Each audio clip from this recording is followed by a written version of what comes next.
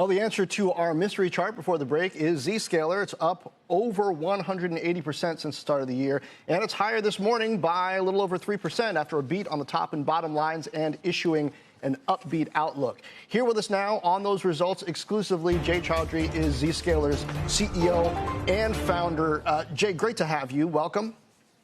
Thank you. Appreciate the opportunity. Well, I want to get straight to the quarter. 55% billings growth has a lot of Wall Street's attention this morning. You are, of course, this pure play in cloud security. You argue that a lot of the competitors are just trying to sort of bolt it on now, and it's so important with people working from home.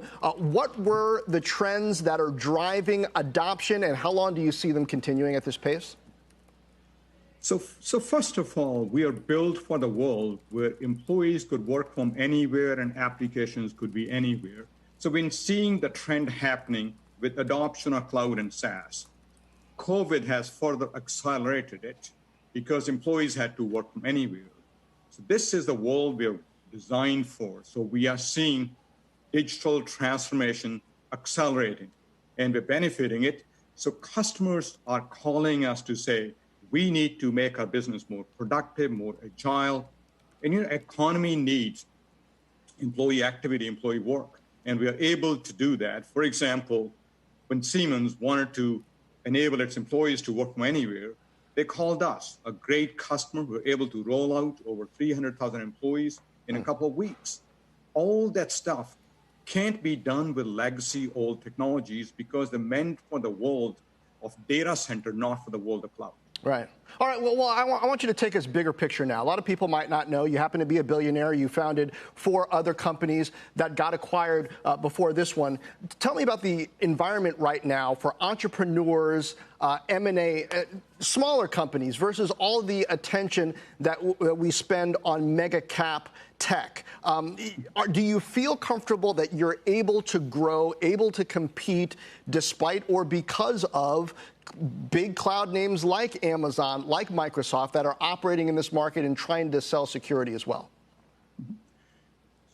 These environments these days are challenging. So businesses are figuring out how to invest, where to invest. So they're looking at priorities. There's some critical applications that need to be done. Collaboration, meetings need to be done. So you're seeing Zooms of the world benefit from it because communication is needed. But as employees are working from home, they need to have secure and fast and reliable access to applications no matter where they are. So Zscaler gets grouped into a foundational vendors, foundational partners who enable their secure transformation. Now, there are many other applications that are viewed as nice to have, okay to have. So they're always struggling with it in this kind of environment. So because we are foundational in the transformation, we're helping, we're not a legacy vendor, we reduce their cost because that's a big pressure on businesses. Because we're consolidating a bunch of point products, we're simplifying all the complexity, and that's what benefiting Zscaler. And we are proud of helping our customers because they need help in today's trying times.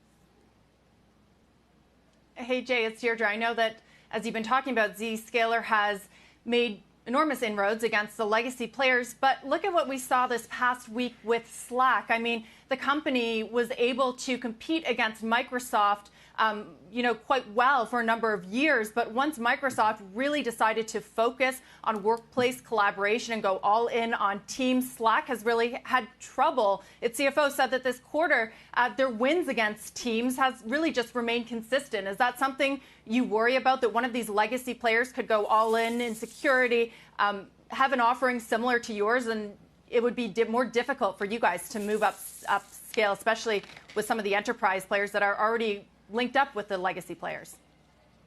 It's a good question.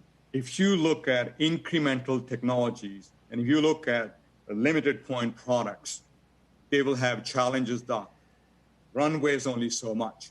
But if you look at what Zscaler has built, a platform that actually eliminates the whole range of point products, and legacy vendors can't just kind of cobble on features on top of that.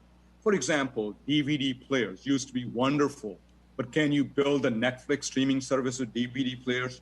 You can't. There's a mega shift that is going on. Take, for example, Salesforce or Workday. They used to be tiny players, and there's some dominant players out there like PeopleSoft and Siebel. But these vendors built cloud-native, multi-tenant architectures that are designed for the world of cloud as a platform. Zscaler built a platform. We're not a point product that some legacy vendor can come from behind. And one more point. Typical security vendors do network security. They secure the network. That's fundamentally changed. Internet has become the new network. You can't do network security. So you need to come up with a new architecture which Zscaler has built, securely connecting users to applications rather than just trying to secure the network. That's why some of the biggest names out there, whether it's DHL, GE, Shell, they're all depending on Zscaler to protect themselves.